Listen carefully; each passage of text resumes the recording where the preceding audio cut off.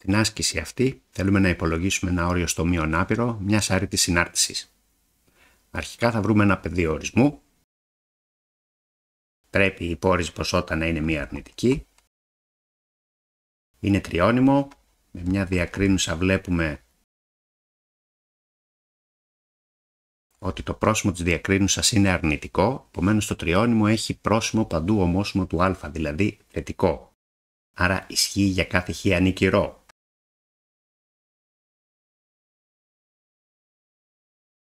Και αφού βρήκαμε το πεδίο ορισμού, άρα μπορώ να προσεγγίσω το μείον άπειρο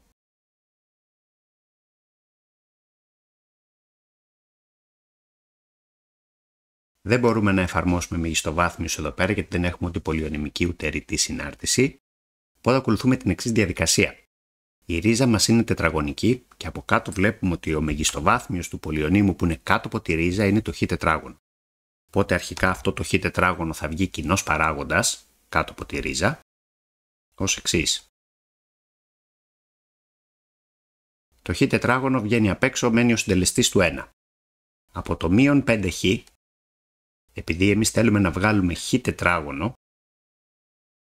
πολλαπλασιάζουμε και διαιρούμε με χ, ώστε να εμφανιστεί χ τετράγωνο στον αριθμητή θα βγει χ από κάτω και αυτό το χ τετράγωνο που εμφανίζεται στον αριθμητή, αυτά τα δύο χ δηλαδή, φεύγουν κοινός παράγοντας και βλέπουμε ότι περισσεύει 5 προς χ μέσα στην παρένθεση.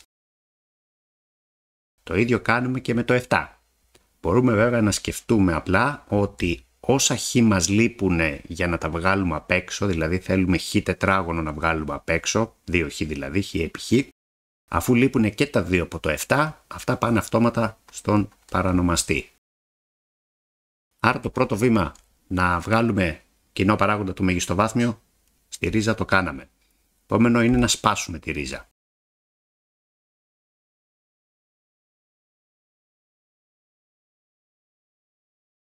Σύμφωνα με τις ιδιότητες των ριζών, το ρίζα α επί β μπορεί να σπάσει σε ρίζα α επί ρίζα β. Εφαρμόζουμε αυτή την ιδιότητα. Οπότε το χ τετράγωνο μένει μόνο του.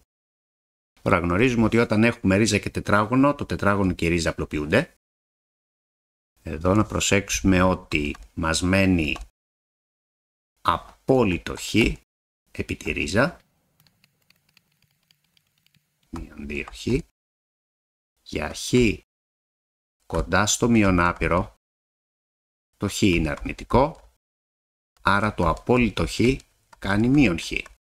Επομένως ξεφορτώνουμε και με αυτόν τον τρόπο την απόλυτη τιμή.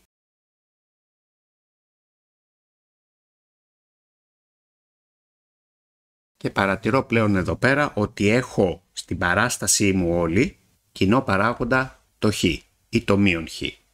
Μπορούμε να βγάλουμε ό,τι θέλουμε. Και αυτό ακριβώς θα κάνουμε. Βγάζω το μείον χ απ' έξω, οπότε περισσεύει μέσα η ρίζα. Συν, γιατί έβγαλα το μείον απ' έξω, 2. Και τώρα εδώ μπορώ να υπολογίσω κάπως το όριο.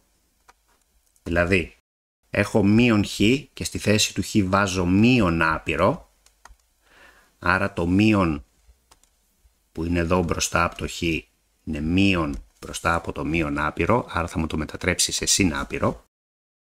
Η ρίζα τώρα, η παρένθεση μεγάλη, θα μου δώσει ρίζα 1 πλην 0 συν 0 και 2. Άρα εδώ βλέπω ότι στον αριθμητή έχω συν άπειρο, πλην το πλην άπειρο, επί μία παρένθεση που δίνει ρίζα 1 και 2 επί 3, άρα αυτό μας δίνει συν άπειρο. Τώρα τα κλάσματα 5 προς χ και 7 προς χ τετράγωνο, επειδή στο χ έχουμε άπειρο, άρα αυτά θα μας δώσουν 0.